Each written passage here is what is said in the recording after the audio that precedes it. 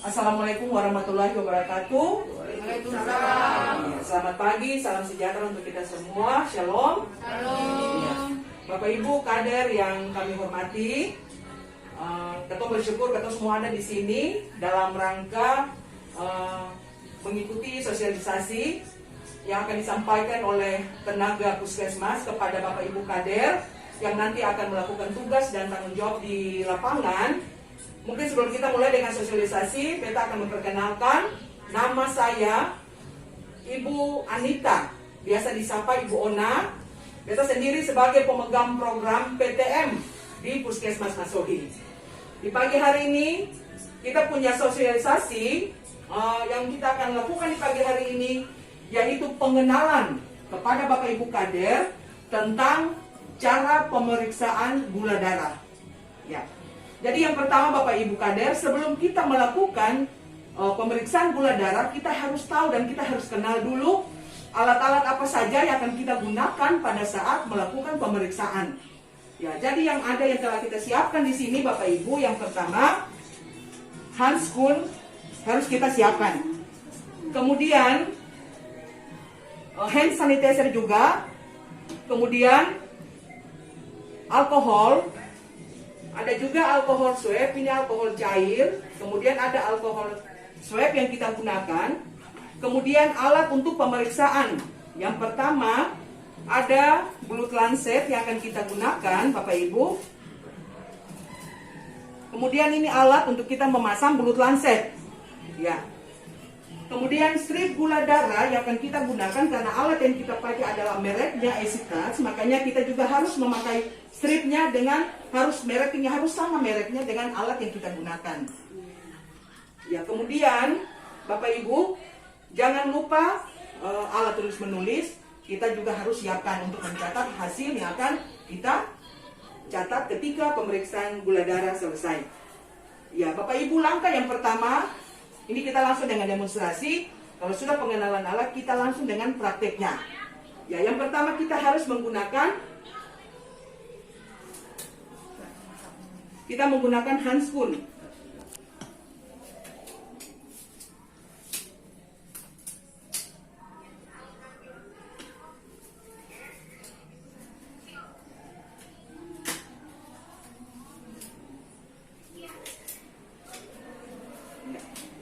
Kita harus menggunakan handscoon pada tangan kiri dan tangan kanan. Setelah itu kita juga harus memastikan bahwa alat yang akan kita gunakan apakah baterainya sudah terpasang atau belum. Ya, jadi kita harus memasang baterai pada alat yang akan kita gunakan. Kemudian setelah alat kita siapkan, karena ini kita hanya pemeriksaan gula darah, berarti strip yang kita gunakan adalah strip gula darah. Ya, kemudian kita memasang chip gula darah pada alat yang akan kita gunakan. Ya, kita memasang pada bagian belakang. Kemudian kita memasang lancet pada tempatnya. Ya. Setelah itu kita mengambil strip gula darah dan kita memasang pada alat yang sudah terpasang chip gula darah tadi.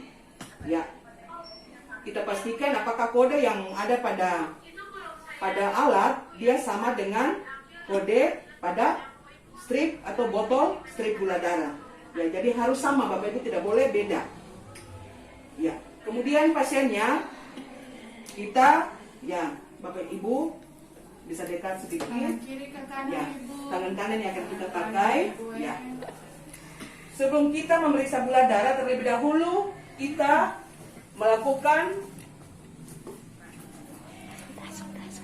menggunakan alkohol swab untuk mengusap bagian jari akan kita tusuk untuk mengambil sampel darah tadi.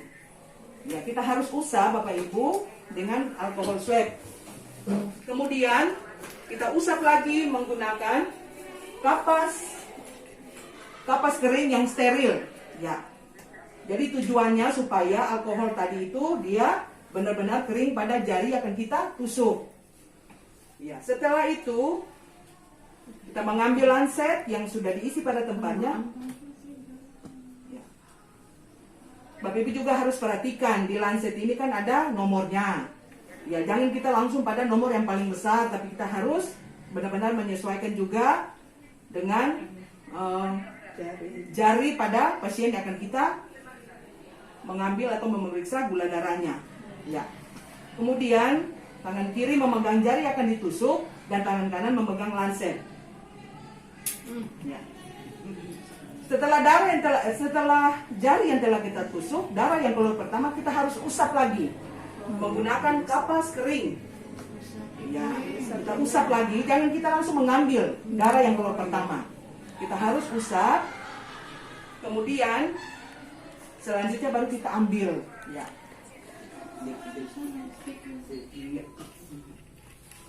Kemudian kita menaruh pada strip gula darah pada alat. Ya. Kemudian kita menggunakan alkohol swab lagi. Ya. Setelah pemeriksaan kita menunggu beberapa detik untuk melihat hasil dari pemeriksaan gula darah tadi. Ya. Ternyata hasil yang ada pada hasil pemeriksaan tadi itu 188. Ini adalah gula darah sewaktu. Ya, karena ibu sudah sarapan pagi, jadi gula darah ibu hari ini 188. Ya. Ya. Jangan lupa Bapak Ibu, setelah melihat hasil kita harus mencatat. Kita harus mencatat pada buku pencatatan. Jadi hasil dari pemeriksaan gula darah Ibu Ebi nilainya itu 188. Jangan lupa Bapak Ibu untuk mencatat. Setelah diperiksa harus dicatat. Setelah itu ya alat-alat kita siapkan, kita bereskan lagi. Jangan lupa kita melepaskan handphone yang tadi sudah kita pakai. Ya, harus dilepaskan. Taruh pada tempat sampah. Ya, kemudian kita juga memastikan baterai pada alat ini harus dilepaskan, Bapak Ibu, karena nanti dia juga bisa mempengaruhi alat yang kita pakai. Jadi kalau sudah selesai, baterainya harus kita lepaskan. Ya. Harus lepaskan. Ya.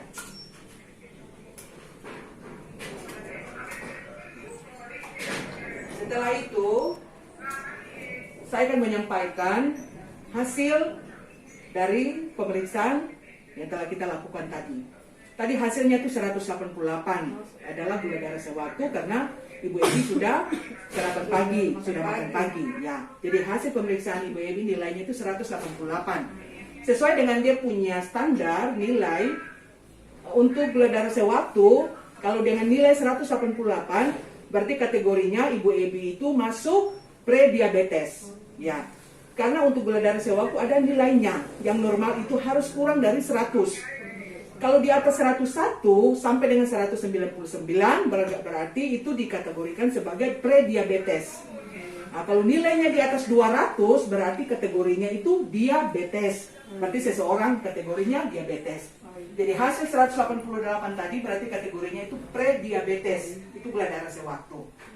Ya, jadi mungkin itu ibu-ibu bisa memahami. Ada di materi kemarin. Ya, ada di materi ya, nanti Bapak Ibu bisa lihat. Ada dia punya standar nilai dengan dia punya klasifikasinya. Seseorang masuk dalam kategori mana.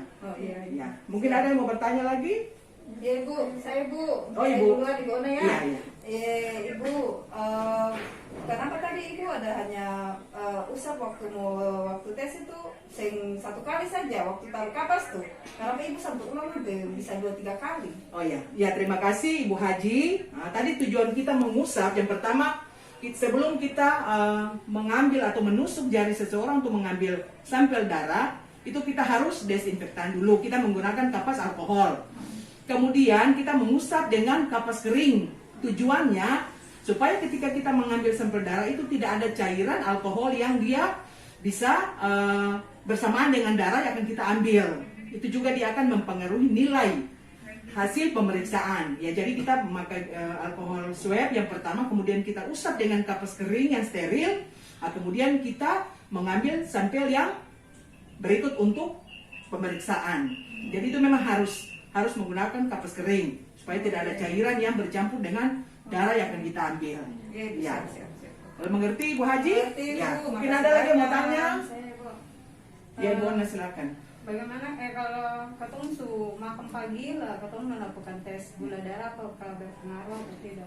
Ya, terima kasih Bu Ona. Ya memang jelas itu dia juga akan berpengaruh, tetapi ada nilai. Ada nilai untuk pemeriksaan gula darah sewaktu dan gula darah puasa.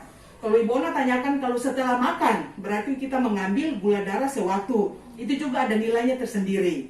Nanti di modul itu ada, bisa dilihat. Kalau untuk nilai gula darah sewaktu, setelah makan, kalau normal itu harus di bawah 100. Jadi sewaktu dengan gula darah puasa itu sama nilai normalnya. Nah, kalau seseorang dikategorikan prediabetes apabila nilainya itu di atas 101 sampai 126. Itu prediabetes untuk gula darah puasa. Kalau di atas 126 berarti itu dia masuk kategori diabetes. Jadi ada nilai dari gula darah sewaktu dan gula darah puasa. Yaitu ada nilai. Ada masing-masing hasil pemeriksaan itu dia punya nilai dan dia punya klasifikasinya. Ya, mungkin itu Bapak Ibu bisa mengerti. Bisa Ibu. Ya. Juga ketemu bertanya nanti. Iya. Jadi nanti kalau kurang jelas nanti Bapak Ibu juga bisa bertanya. Semoga apa yang telah saya sampaikan di hari ini Ibu-ibu bisa mengerti.